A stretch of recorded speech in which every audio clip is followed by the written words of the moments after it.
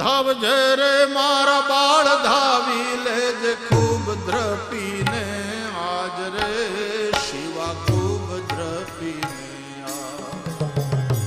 ધાવજે રે મારા બાળ ધાવી લેજે ખૂબ દ્રપીને આજ રે શિવા ખૂબ દ્રપીને રહેશે નહીં રણ ભેલુડા ખાવા રોટી ધાન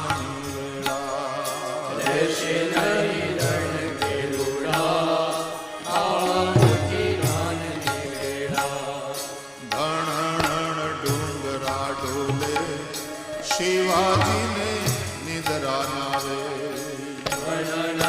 ડુંગરા ડોલે શિવાજીને નિદ્રા નાવે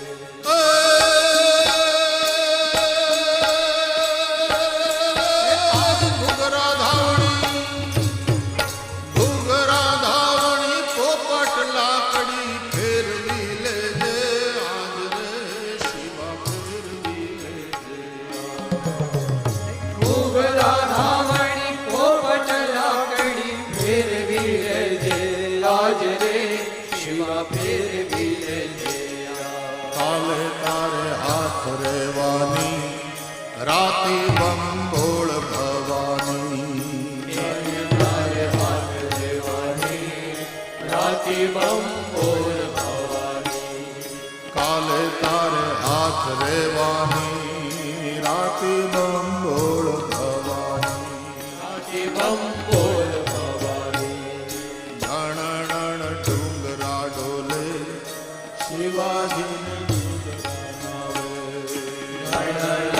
ડુંગરા ડોલે શિવાજીને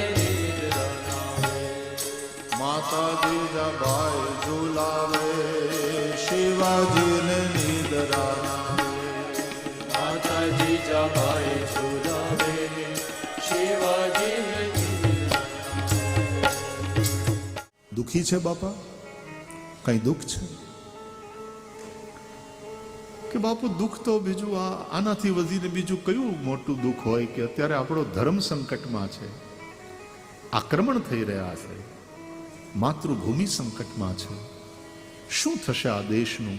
શું થશે આપણા સંસ્કાર અને સંસ્કૃતિનું? શું થશે ધર્મ? આર્ય નારીઓ આવી ચિંતા કરતી. બાપુ કોણ બચાવશે આને? એક આર્ય નારીની આવી ચિંતાથી એ સાધુ પુરુષ રાજી બહુ થયા. એને હાશકારોય થયો કે જ્યાં સુધી દેશમાં આવી ચિંતા કરવા વાળી માતાઓ છે ત્યાં સુધી તો હજી વાંધો નહીં આવે. અને સાધુ પુરુષે કહ્યું, કોણ બચાવશે એમ પૂછે છે? તું બચાવીશ દીકરી, તું બચાવીશ આ સંસ્કૃતિને. તારા પેટમાં બાળક છે ને? હા મહારાજ.